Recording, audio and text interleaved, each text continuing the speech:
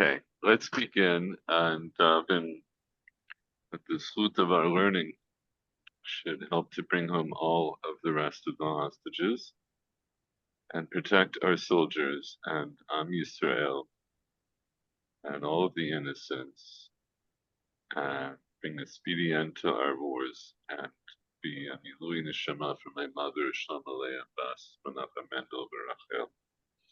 Amen. Okay, so last week, I didn't listen to the whole recording from last week, but I know that I said I'll try to bring you something about the Kutim this week. And I've been debating in these last few minutes because I didn't get to prepare everything as I had wanted to. If you'll bear with me, I'll show you just a couple of things right now, and then maybe we'll go into it more another time. But let me change the screen, actually.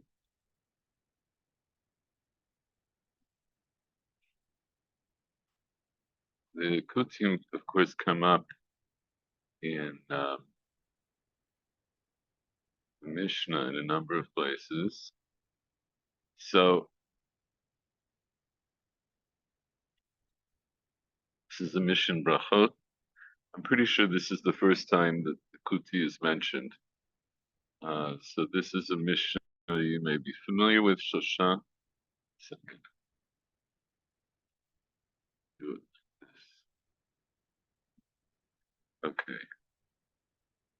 This is Shosha, right? So this is the Mishnah that teaches us about making a mizuman, right? Shosha shachu ke'achad, three people who ate as one. In other words, they ate together. Chayivin lizamen. They have to make a mizuman, right? The zamen, right, meaning to to invite people to come in to bench with you. So then it goes through the Mishnah here goes through uh, cases where you might think that you would not make a mizuman, depending on the circumstances. And so, just briefly, right? Achal demai, maaser rishon shenilat trumato, maaser sheni ve'ekdesh shenifdu, v'hashama shachal kazayit, ve'hakuti mizamnim alehem. So I'm not going to go through each of these. Perhaps you've learned this Mishnah already yourself. But the point is that each one of these things in the beginning, demai, maser, rishon, these are all foodstuffs that have a certain halacha characteristic, which makes them less than ideal. And so you might think that somebody who ate from those things is not who is not a person who can join into a mizuman. And then it goes into people, and so one of them is a shamash shachal kazayit. The shamash is the waiter, right? He's the servant who's serving the meal, but he ate a kazayit of, would have been a kazayit of bread. But you might think he doesn't join because he's serving, and so you wouldn't think of him as part of the people, as part of the social group that's eating. But nonetheless, you can make a mizuman with him. And the kuti. So why not? Why would you not make a mizuman with the kuti? So here, I'll show you.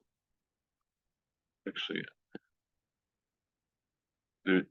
this will give us some background, at least from a halachic point of view. And there was the way Chazal saw the issue of kuti. Just a second.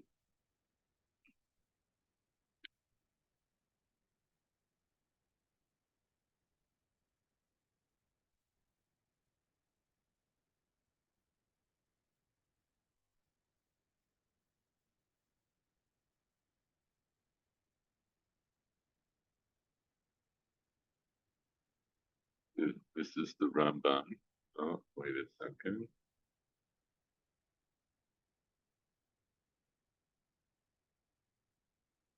Okay, I'm going to skip the Rambam. let's just look. We'll come back to that some other time. The Bartanura gives a summary based on uh, different sources from the Gemara and from Tanakh, actually. Akuti. So the Bartanura says, Min ha'ovdei kochavim shevi melech Ashur mikuta. Right. So the Kutim were among the idol worshippers that the king of Assyria brought from Kuta, Mishar Aratzoth, and from other lands, Vayoshev otam ba'arei Shomron, and he settled them in the towns of Shomron. Hi, Paul. We're just talking a little bit about who the Kutim were. Benit Gairu me'emat ha'arayot. Right? They converted because of the fear of the lions, shayu ochlim bahem, that were eating them up. The Sefer, right? And this is brought down in Sefer Melachim, which is this chapter here.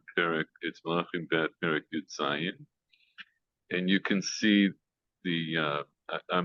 Like I said, we'll not go through this. You can look through this yourself. But that's what happens. They here Vayaveh Melech Ashur mi Bavel mikuta me'ava me'chamatu be'usfar vayim vayoshem. Right, so the king of Ashur brought from Bavel and from Kuta and from these other places. He settled them in the towns of the Shomron, Tachat Bnei Israel, instead of Bnei Israel. After he exiled Bnei Israel, then he brought in these other populations, right? So this was the classic population shift that was done, to hold on to your land. You exiled whoever you conquered, and then you put them somewhere else so that they would not have any real attachment to the land. Vayishu et Shomron, Vayishu bi'area. Vayhi b'tchilat shivtam sham, when they were first dwelling there, lo yaru et Hashem, they weren't fearful of God. Vayishalach Hashem behem et ha'arayot, vayu horgim bahem. So God sent lions and killed them. Right. This was seen as a divine punishment. But so okay, so I'm not going to again. I'm sorry. Like I said, we'll just do a very quick overview. But that's the idea. This is the idea that they were called Gerei Arayot, because later on they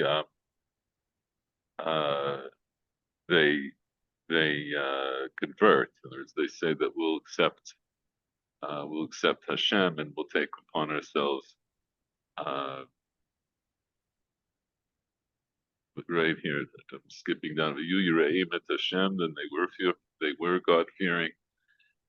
Vayesu lahem miktatam kohanei bamot, vayu osim lahem bebeit bamot, where they set up places to do sacrifices. At Hashem hayu Yiraim, they were God fearing. That Elohem hayu ovdim, and they worshipped their gods. In other words, so they worshipped God, but they also worship their gods. Like the way that it was done by the nations that they were exiled from. Ad hayom hazeh osim kamishpatim harishonim einam yireim et Hashem ve'einam osim kechukotav kamishpatam v'chutoram v'chamitzvah asher tzivah Hashem b'nei Yaakov asher sam shmo Yisrael. So that's at the time of Melachim, and that's what the Bartanura is referring to. But so the Bartanura says they would keep the Torah shebichtav, they would keep the written Torah. V'chol mitzvah she'chziku ba medakdekim ba yoter miYisrael. Any mitzvah that they grabbed onto, in other words, any mitzvah that they observed, they were even more exacting, more careful with it, more than Jews. So therefore, they were believed, in other words, they were trusted about doing certain mitzvot.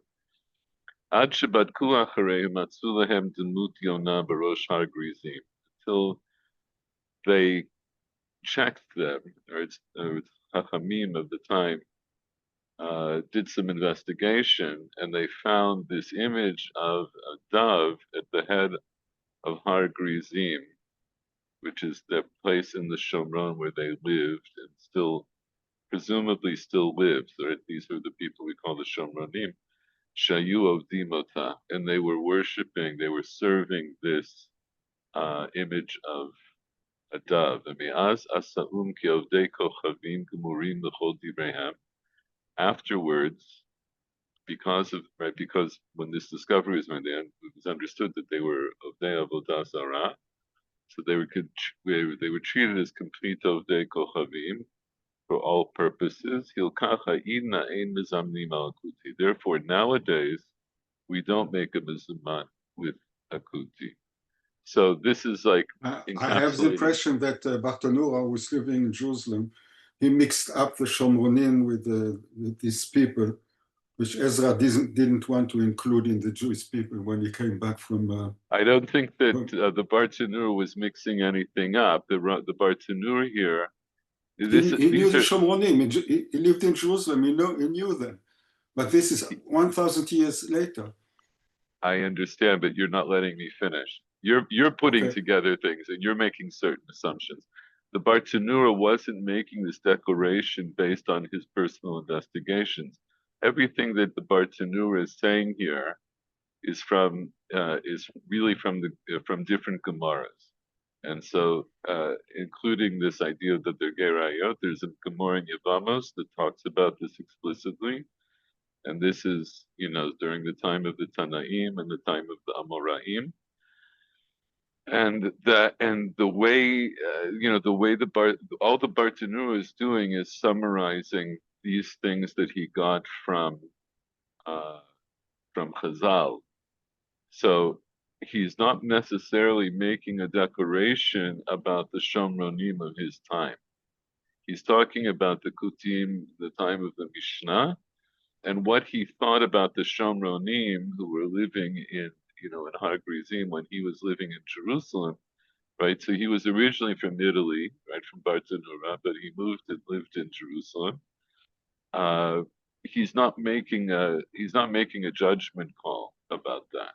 He's summarizing things from the Gemara, right? So there's a Gemara in Yevamot that talks about them explicitly. One second, it's second. I didn't bring it up. I think it's Chaftal. 1 second. Yeah, it's Chaftal and Amud Bet, which I'll show you quickly, so you'll see.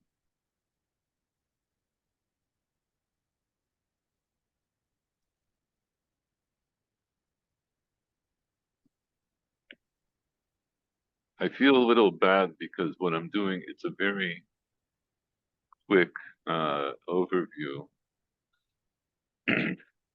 But here, there's a Mishnah here in Yevamot, Hanitan al Shivcha v'nishtachrara o al hagoya v'nitgaira, harei ze lo yichnos v'imkanas ein motziin miyado. So what does this mean? Somebody who's nitan here means that the claims were being made against him regarding a shivcha. A shivcha meaning this would be a non-Jewish female slave who was subsequently freed. She was made a free person. So she would have the din of an Eved Kanani. An Eved Kanani, in order to be an Eved Kanani or in order to be a Shivcha Kanani, had to take upon themselves most of the mitzvot. And if they would ever be freed, upon being freed, they become Jewish, the whole davar, right? It's as if they converted. So somebody about whom it was said that he was made, the idea is that there were claims made against him that he, like rumors that he was having relations with a shivcha, but then later on she was freed, which means it's as if she converted.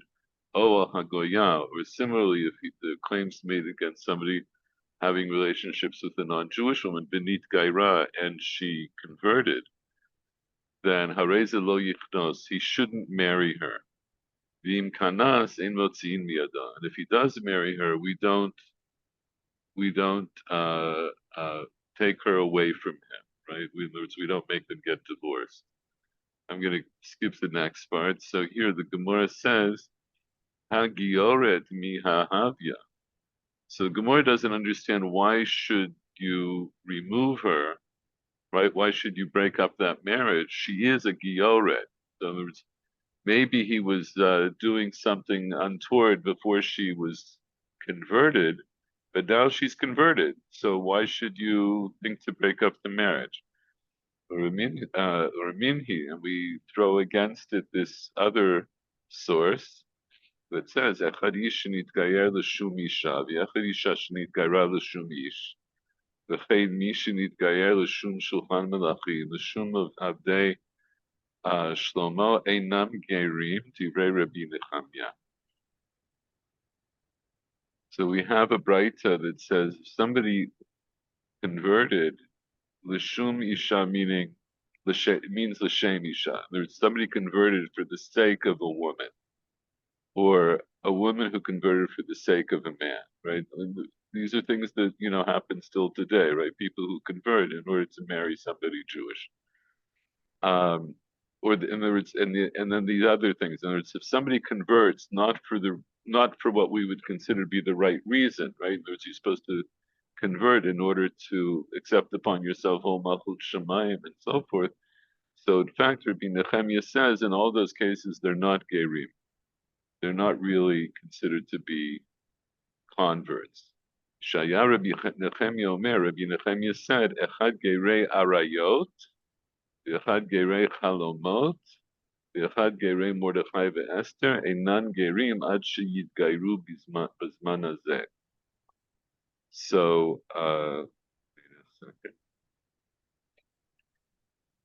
second. So here you see that gerei arayot are mentioned. Who were gerei arayot? Rashi says kegon kutim, like the kutim. Dichtiv b'sefer Melachim vayishlach Hashem et ha'arayot v'nitgaru, and then they converted kedichtiv hatam b'galut shomra. So the Gemara calls them gerei arayot. So that's not a formulation that's based solely on the psukim in Melachim, but this is a formulation that Chazal adopted based on those psukim, and that's what the Bartanu. This is what the Bartanu is referring to. Gerei chalomot, people who convert because of dreams. Rashi says, Baal chalomot amar lahem l'hitgayer. There was some figure in their dreams told them that they should. They had a dream that they should convert. And of course, Mordechai and Esther, we know from the story of Mordechai and Esther, Rabbi Me'arz Mityahadim, when the Jews attacked on Yud Gimel Adar, the Megillah says that many of the people of the land, Hityahadu, right, Mityahadim, they became Yehudim. This is one of maybe the first instance where we have a verb that's made from the noun of Yehudah. Anyway, so all that to say, this idea that they found the source for that Chazal checked, and they found that they were worshiping the Demut of the Yona. That's a different. I think it's, and I'll have to find it for next time. I think it might be Yerushalmi. It might be also in the Bavli. But there was this idea that in the time of Chazal that they checked after them. At the time of Chazal, they There's thought something I don't understand. אם הם התגיירו, אז הם יהודים. אתה לא יכול להגיד מישהו שהתגייר ככה וככה הוא לא יהודי. או שהוא יתגייר או שהוא לא יתגייר. סליחה, אבל על בסיס מה אתה טוען את זה? איך אתה יודע? אני יודע, היום אולי גם אז, היום יש בית דין, יכול להיות שגם אז, אני לא יודע בדיוק איך התגיירו אז. I don't know how they did that. No, you're making a very big assumption here. This was a machloket Tanaim. You're making a big assumption, and There are many people. The Edumim at some time, at the time of Herodes, yes, yes. they turned Jewish. Now I don't know how they did it, but I guess that they just are Jews, just like all the other Jews. No, so Paul, what I'm saying is, if we would continue here in this sugya, this okay, is an it's okay. No, but I'm just saying, somebody who's mitgayer, but if we find out that, so according to Rabbi Nechemia, if they were mitgayer under, as it were, false premises, then we don't consider the gerut to have taken hold. In halacha, actually, we don't necessarily paskin that way. That somebody, even if somebody was mitgayer for not the right reasons, but once they're mitgayer, we do accept them as gerim. There's a long history to that. You're touching on a very it's a very long sugya. It sounds like the Inquisition, yes, or the Inquisition. They were looking for conversos, yes, people who converted to Yeah, but there wasn't yes, there Christians, was but they still were Jews. So we have to there wasn't an inquisition of non-Jews who converted though. In other words, if it was discovered that they weren't Jews, that they could, according to Rabbi Nechemia, which is not how we paskin, but according to Rabbi Nechemia, if you found out that somebody converted, in other words, because they converted under false pretenses. In other words, they claimed something publicly that we find out later that they were. It's like they were like perjuring themselves. They were lying to the Beit Din. That's not there wasn't an inquisition of Chachamim who checked after them to see if they still kept after their ways, but if it was discovered later. So I want to make a very clear distinction about the Inquisition and what the Chachamim, were talking about. They're just saying that halakhically they're no longer. They yeah, also of course, they didn't torture them or kill them. Yes, exactly. There wasn't a penalty for it. It's just that they weren't. The penalty was that they were, according to Rabbi Nechemia, they wouldn't be considered to be Jews. That's it. It's something else.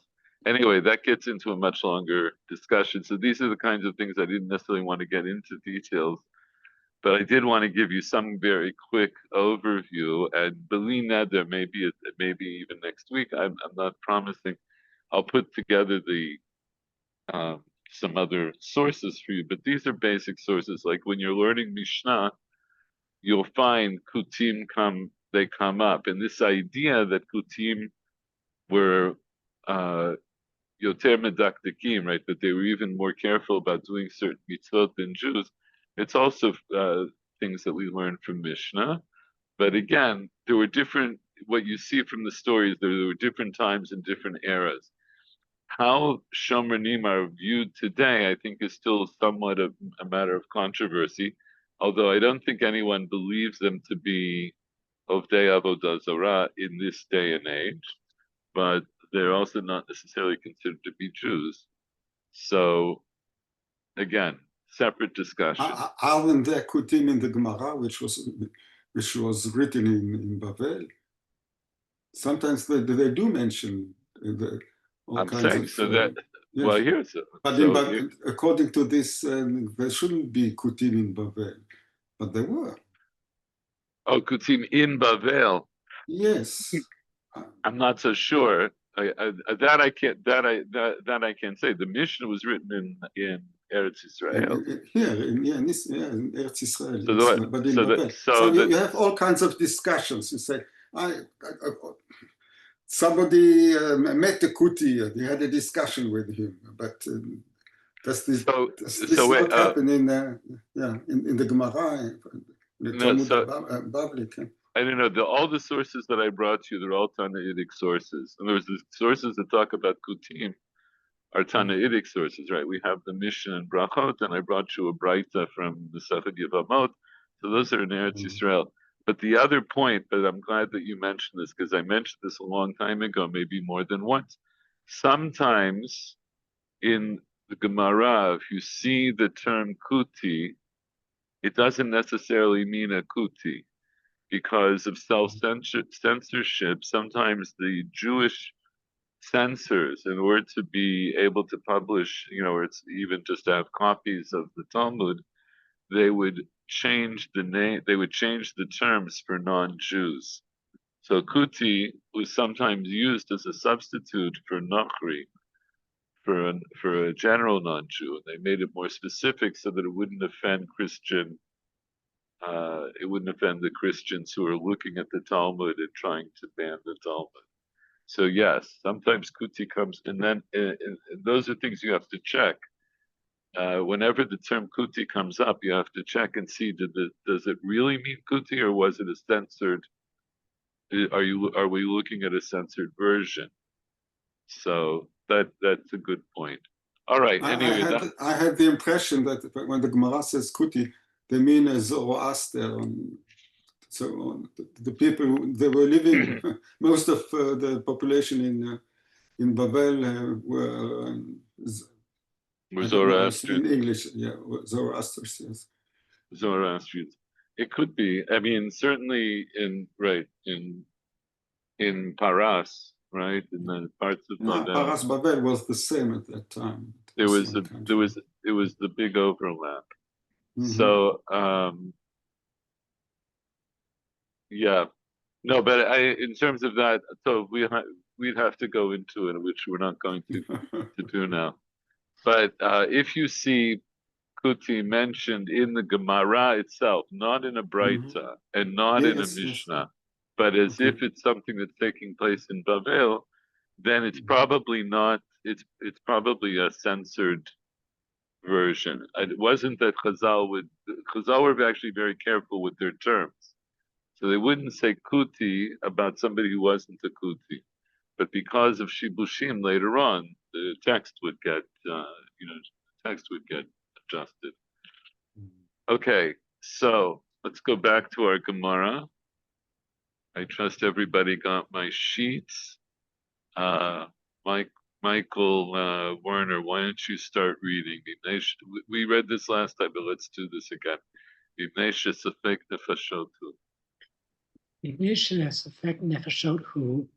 Lama li tu v'nemar v'chol sefek nefashot doche et hashabat.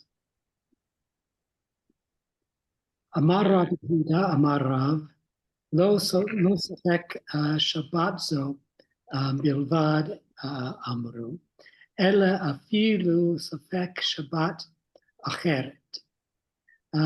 Hechidami, kagon shem de amdu. It's amdua. You can. It's part of amdua. The amduha. Lit manya yome. The Yoma kema shabda. Mahu de tema. Le'akav ad le'urta ki hehidla nachul alei tere shabata ka mishma mashmala. Okay. So can you translate this for us? I can try. So Sefek Nafashot, etc. Lama, why is it said? And every Sefek Nafashot pushes off Shabbat. Okay, so you skip translating a word that you maybe didn't know. What does tu mean? Lama li tu l'meimar. Okay, so you don't know. Michael Schwartz, do you know? Also or furthermore? Yeah, it's the equivalent in Hebrew of shuv. Lama li shuv lahagid, right? Lama li shuv lomar. Why do I say again? B'chol safek nefashot dochet Shabbat. So what's the question?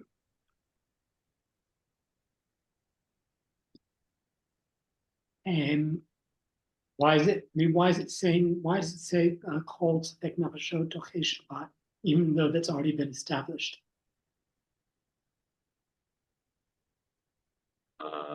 Send, that sounds right.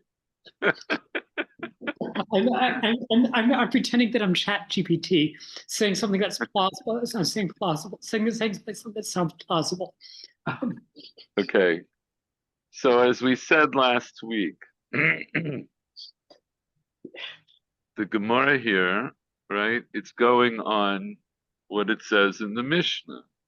What did it say in the Mishnah? Rabbi Matya ben Harash said, "Hachoshesh bigrono matilin lo sam betoch pi b'Shabbat, mibnei shu safek nefashot, v'chol safek nefashot dochet Shabbat." So what's the Gemara's question? Okay. So I mean, why it seems to be redundant. It says you give him a pill because that's a fake nafashot, and then it seems to be a tautology because every fake nafashot pushes off Shabbat. So it seemed to be. It's redundant. It seems to be redundant. It seems to be redundant. Why? So why should I say in this instance? I mean, say it again. Lamali shuv lahagid. Why do I have to repeat this idea? Shabbat. So then, Amar Rav Yehuda Amar Rav, what did he say? Lo safek Shabbat zu bilvad amril afil safek Shabbat acheret. What does that mean? This is not just a fake nafashot for this Shabbat, but also for the following Shabbat, or literally another Shabbat, presumably. Another Shabbat. Okay. And so Hechidami. What does Hechidami mean? So what is the source for this? What is the reasoning for this? No. What does Hechidami mean? Anybody?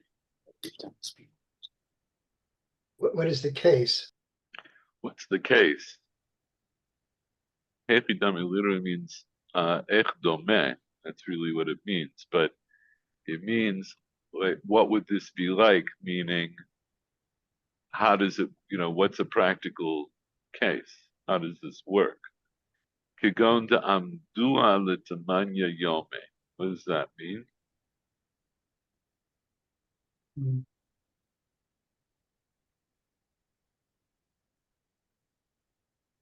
I think we did this last week. You should all know this by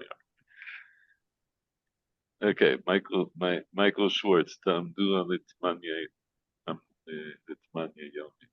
So, for example, he's evaluated for 8 days, and the first day is Shabbat. Okay, keep going. Mao de tema. So you might have said that you should delay until evening. You should delay the treatment until evening, so that you would not desecrate 2 Shabbatot. Kamash Malan. So we learned that you're allowed to. You shouldn't delay. You're allowed to desecrate both Shabbatot.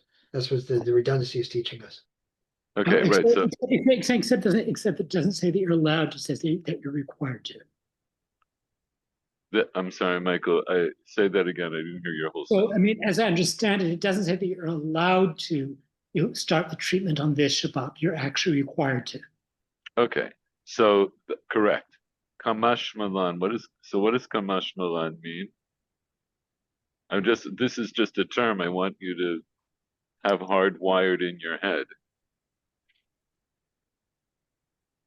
So the Kamash Malan comes because we said Mahu Detema. What's our question? Let me explain. So we had a Mishnah. The Mishnah seems to be redundant, right? That's my initial question. So I want to know, what do I get from having this line that's seemingly tacked on at the end of the Mishnah? What does that tell me that I didn't already know? right? Because right before it said that you can administer a remedy on Shabbat because of the situation of Safek Nefashah.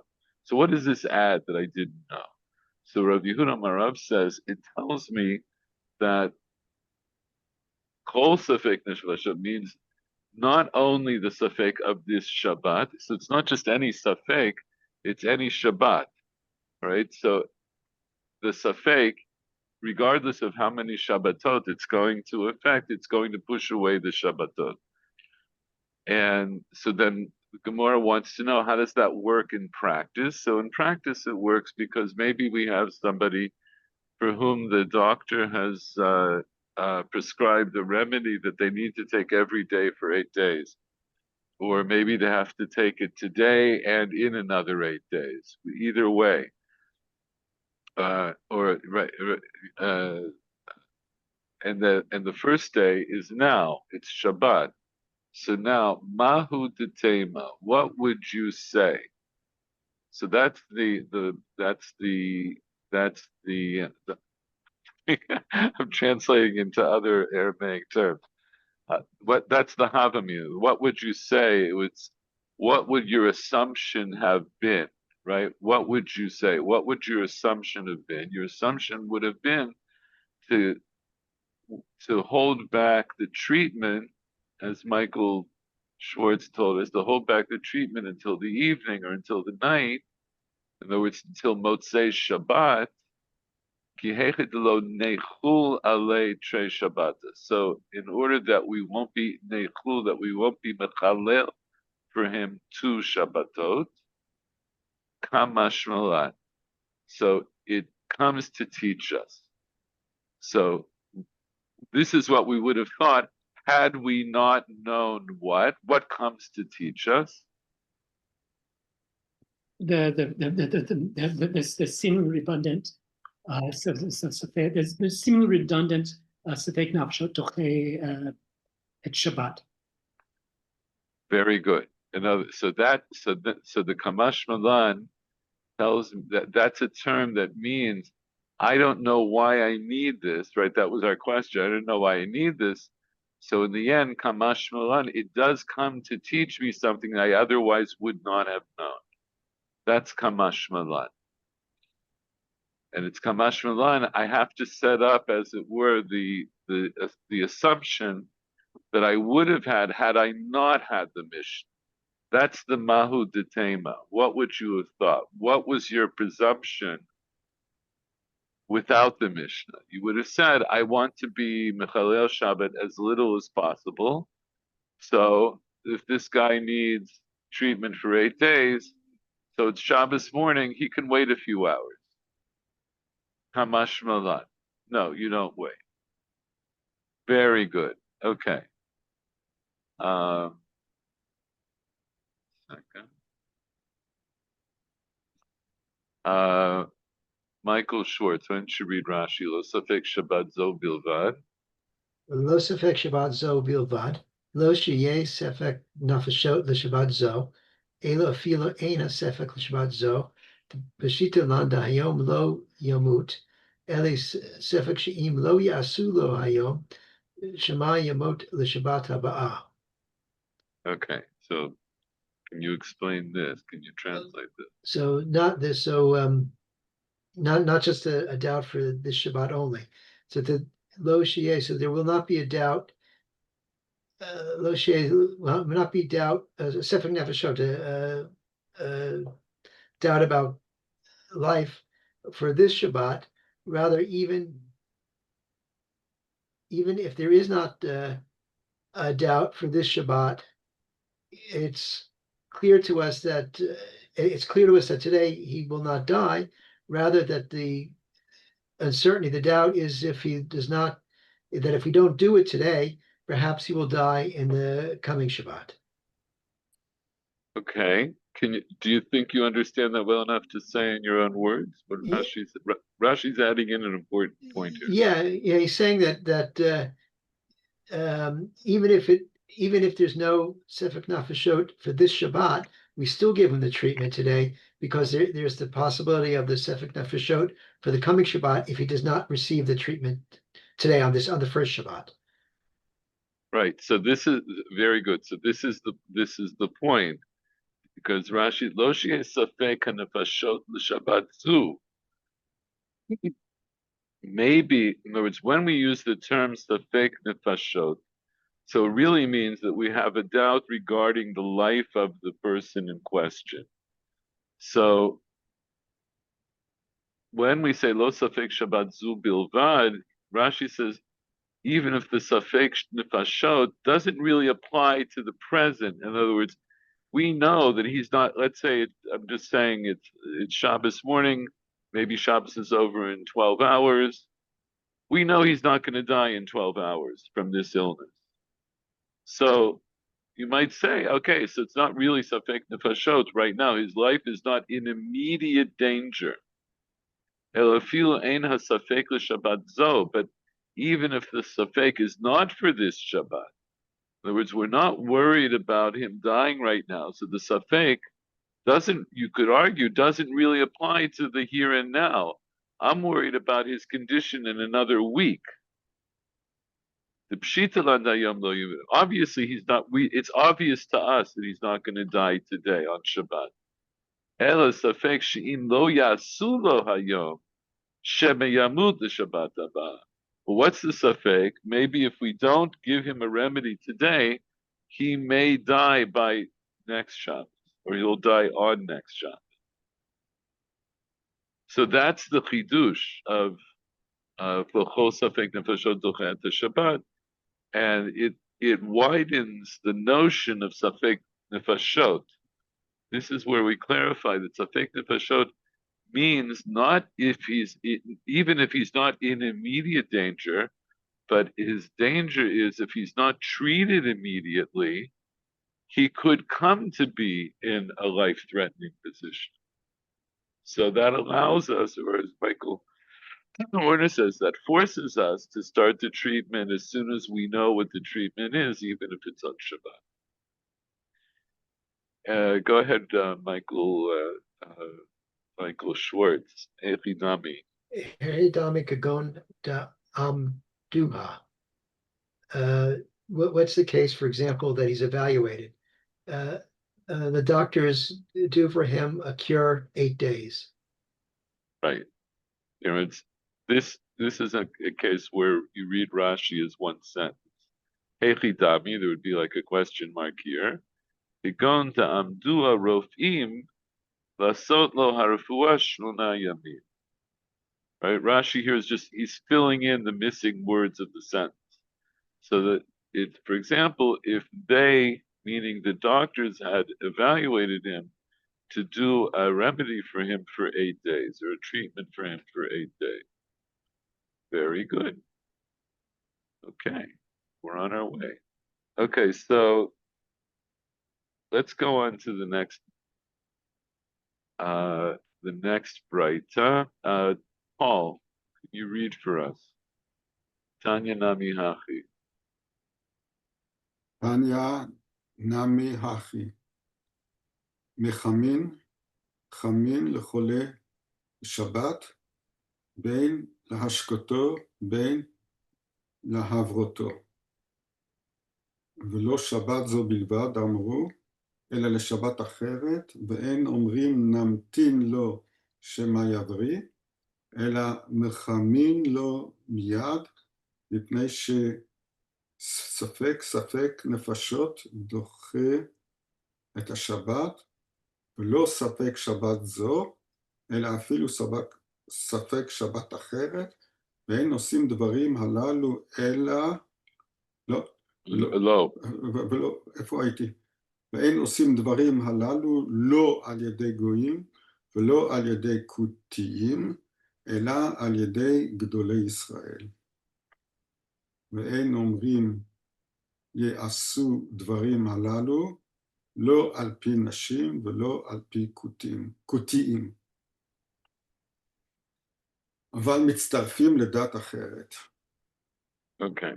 I think this is where we read up to last week, and that's how we got into this issue of who the Kutim were. Lakutin, But- כן. right? So Tanya Nami Hachi. What does Tanya Nami Hachi mean?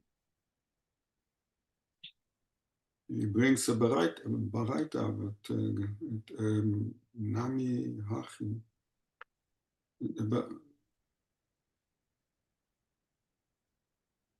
What it exactly Okay. means, I don't know. Okay. Anybody? Tanya Nami Hachi? It's it's taught in a Baraita. This is also taught in a Baraita.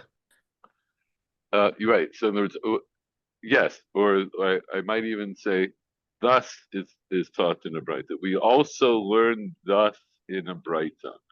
That's who literally it means. Tanya, we learn in a Braita. Nami means gam. And Hachi means in Hebrew is kach. Kach namanu gam bebraita. Right? We learned the same thing in a Braita. So what did we learn just a moment ago that we're now going to learn in the Braita? What did we learn? That That the Safek Nefashot is not only for one Shabbat, it is for all the Shabbat which are needed.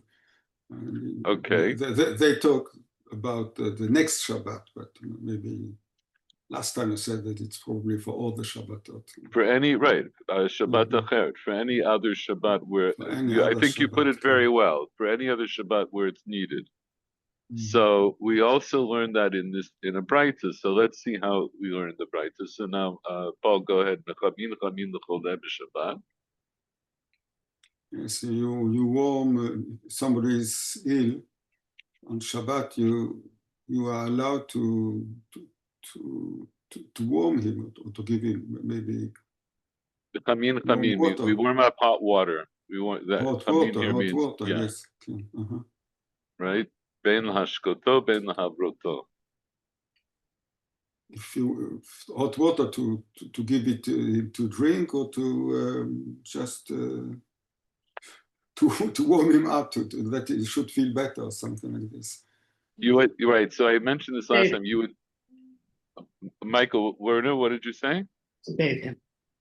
Right. Rashi explains, and this seems to come out from elsewhere. Rashi Rechitza. says, "Rechitza, shemi yavri me'elav."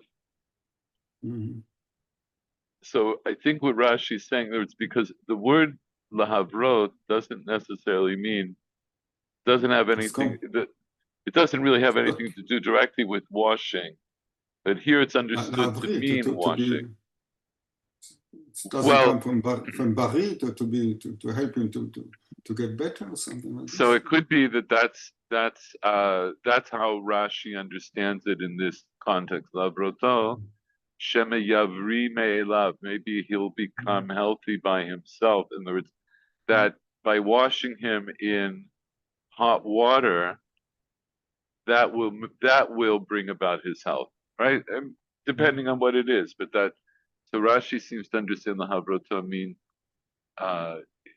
lahavri from the word, like you say, it comes from the word meaning to make somebody healthy. But Rashi says, but how is it different than lahashkotos?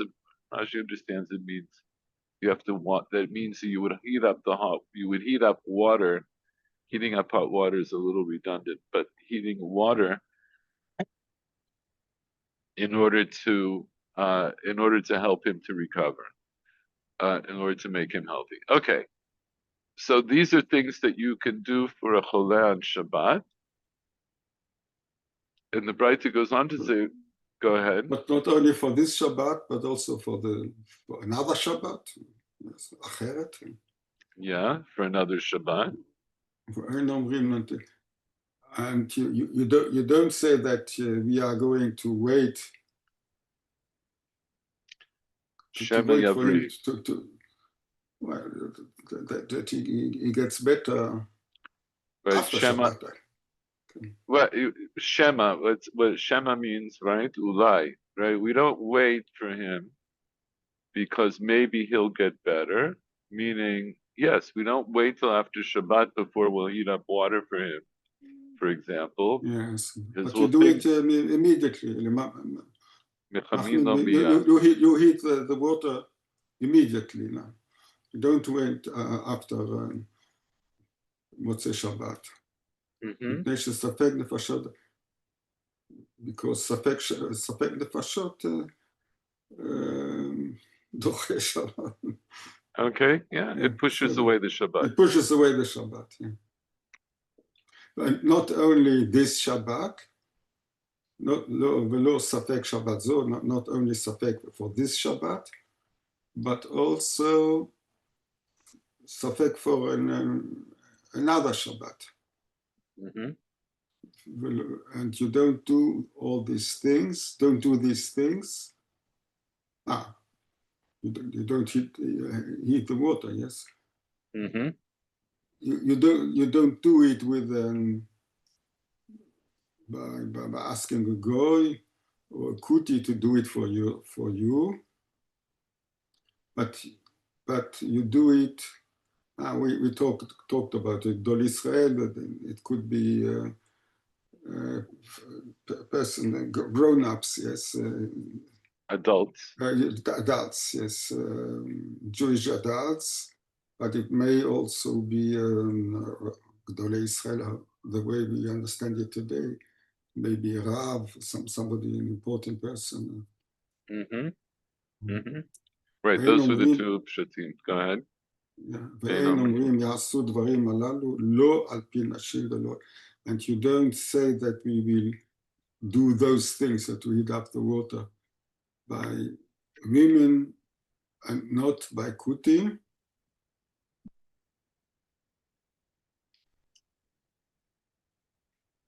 אבל מצטרפים לדת אחרת, but So, we join the understanding of others. Don't know. okay, so here, let's be medayek. Lo al pi, right? En omrim yastu dvarim alalu. Lo al pi nashim. So it's not al yedei. What's al pi nashim? What would be al pi nashim? Women would recommend it, something like this. Yes, according to, right? According to what comes out of the mouth of women or what comes out of the mouth of kutiyim. And now we understand a little bit, maybe a teeny bit more about kutiyim, because as we saw from the Bartanura, there is certainly certain times they were considered to be like quasi-Jews, right? That was understood that they did keep certain mitzvot, and they were very medakdek. And just like Nashim, who were obligated to all the mitzvot that women are obligated to. So, but what might we say? That Nashim and Kutiyim, they're not the same as adult men. That seems to be the implication. Einamrim yesadorim lo api nashim, lo api kutiyim, avamitztarfin ledat acheret. But they join together with another opinion. So what does it seem to be saying? Who is mitzvahim? Well, who are we talking about? The nashim and the kutim, or the person who's warming up the water? No, it would be the nashim and the kutim. They're the subject. Enamrim yasud varim halal lo api nashim v'lo api kutim. But they, the nashim and the kutiyim, their opinions would join up together with another opinion.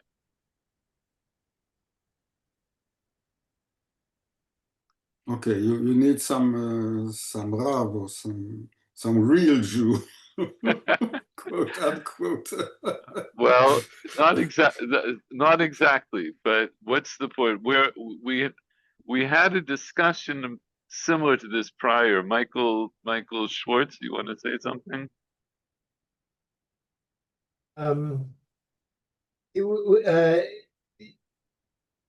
We said that that the kutim were midayek were careful about certain mitzvot than others. No, I thought you were going to say something else. No, so I mean, this is a bit like our discussion of feeding a sick person earlier on. where Okay, what did we say? where certain testimony in it alone is not regarded as reliable. I believe it'd be the testimony of somebody who's not a doctor, is not, or not an expert, is not regarded as reliable, but it's regarded as reliable in combination with the testimony of somebody who is expert. And so, Okay,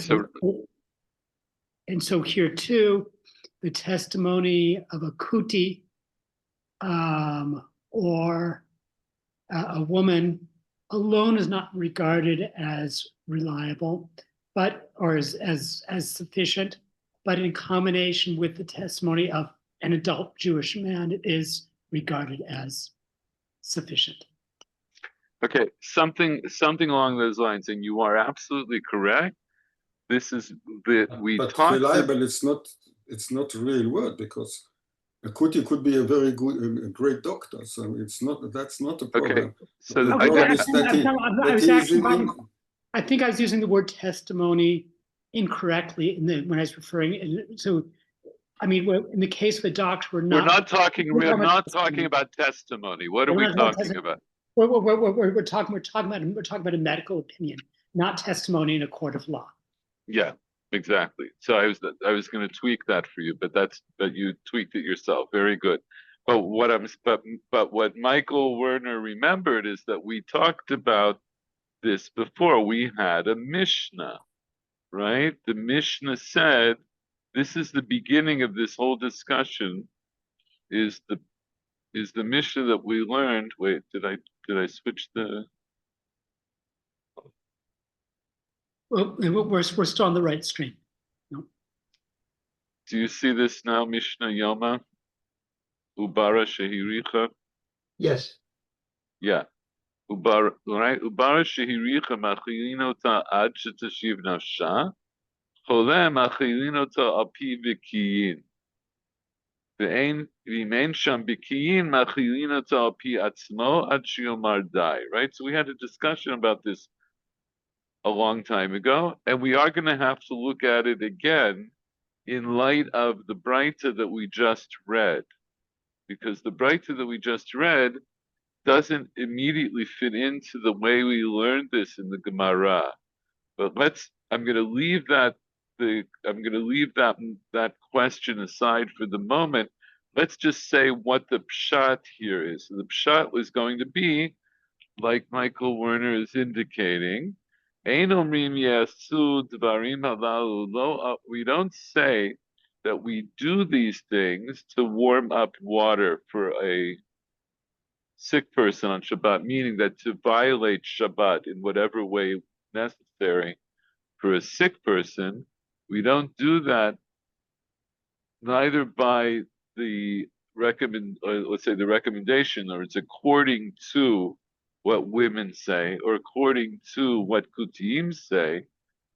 However, their opinions can join together with another opinion.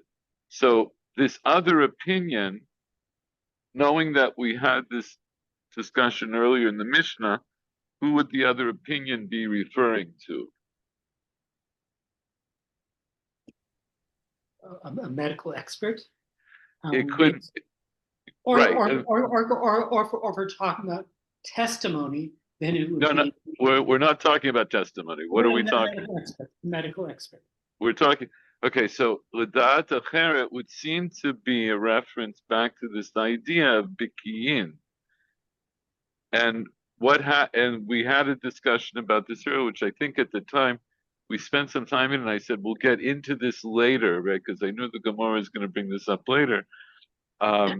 We had a question that comes up in the Gemara. Right, so from the Mishnah that we just quoted,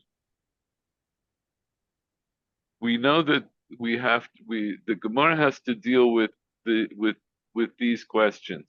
Somebody is sick, and then if they're sick, what weight do we give the recommendation of experts, as opposed to the weight that we might give to the sick person himself?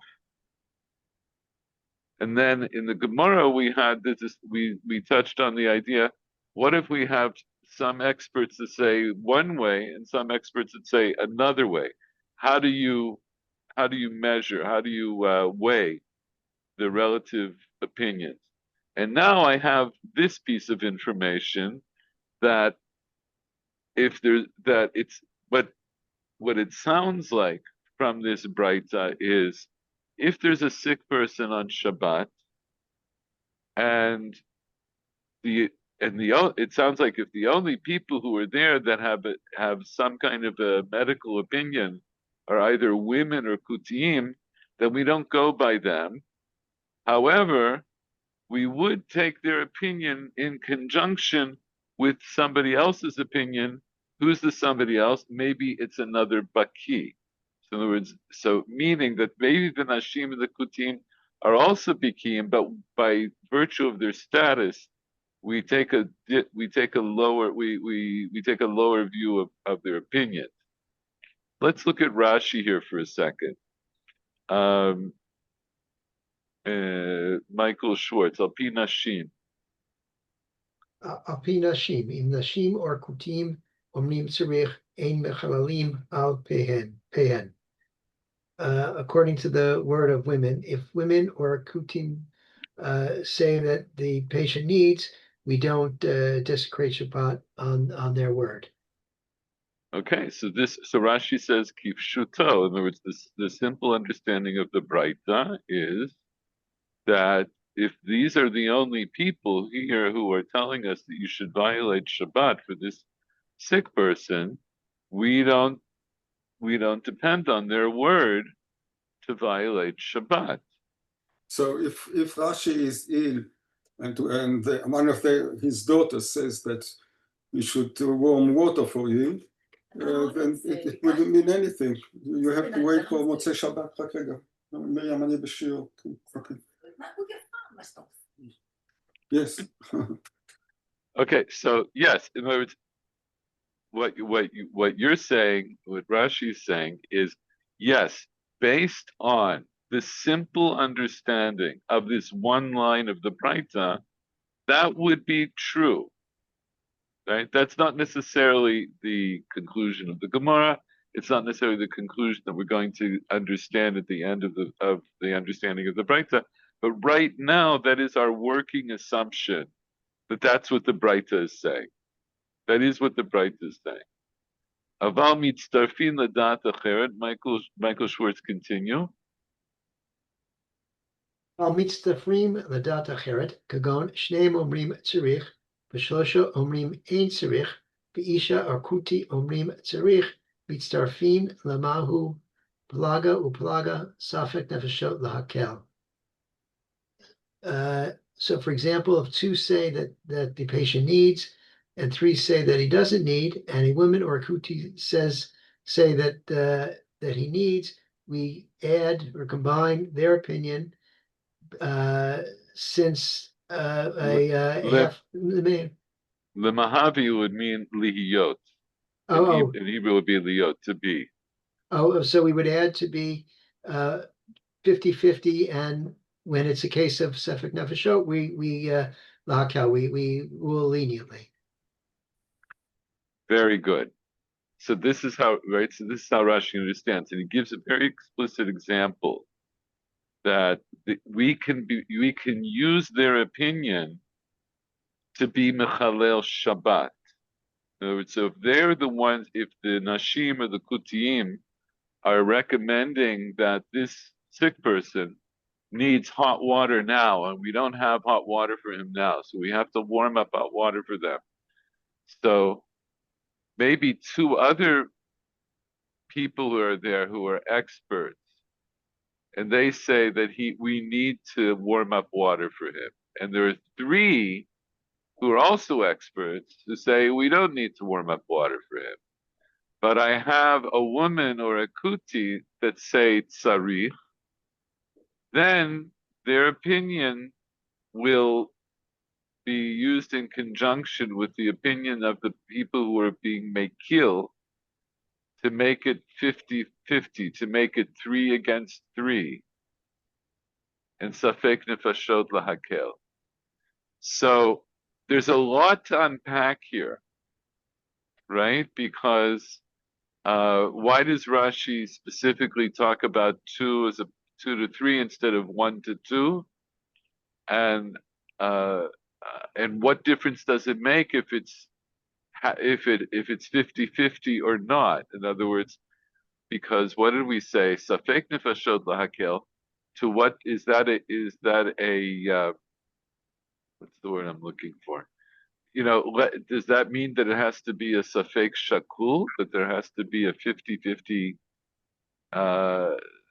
aspect to it? That there's a 50-50 chance that they need it or not? Is that the only safek? What if it's 99-1, right? So we actually touched on some of those aspects in that previous sugya, which is not immediately clear in everyone's mind because it was probably a couple of months ago, but at least Michael Werner remembered that we had done it, so I appreciate that. So these are things that we still have to put together. A long time ago when we did that sugya, I read through the tour, and the tour actually is brings into his decision. He brings into consideration what we're learning now. However, I'm going to hold off on going through that, but I do want to go through this. We want to understand how this works. What is the status of women in kutim lahalacha, and how, to what degree do we learn halacha l'maaseh from this particular braita? I think so. Wait a second. See, we still have a lot of things to do. So why don't we do this? Because I need to also go a little bit early today.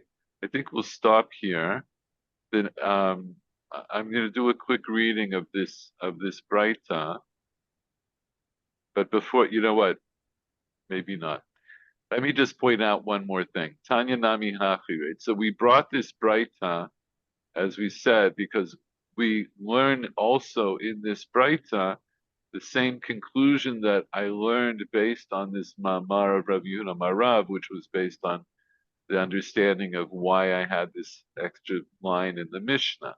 So this braita comes to flesh out, right? Comes to tell us in similar terms that the Amoraim understood the Mishnah in. It tells us in the language of this braita that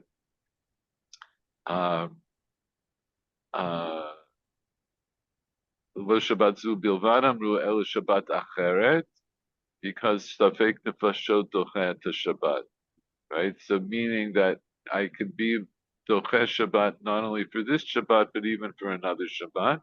Or what I really learn out is not only for next Shabbat but for this Shabbat, right? That's the chidush.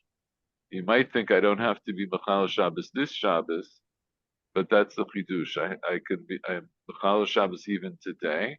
But then toch kedei, as I continued learning this braita, it brought in more information, and that's where I see this idea that when you're Mechal Shabbos, it shouldn't be through goyim or through kutim, ela al gedolei Yisrael. And now I'm also left with this last part that I don't rely on the opinion of women or kutim to be Mechal Shabbos, but I can use their opinion in conjunction with other opinions. So I've introduced 2 more ideas just because I quoted the whole braita, but I didn't need these last parts of the braita to prove my original contention, that is that this braita comes as a proof or as a support for the way I understood the Mishnah.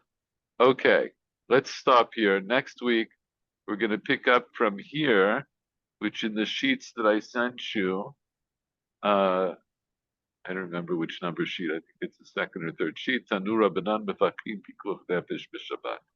And here we will start to get more into questions of what we call pikuach nefesh. Adkan.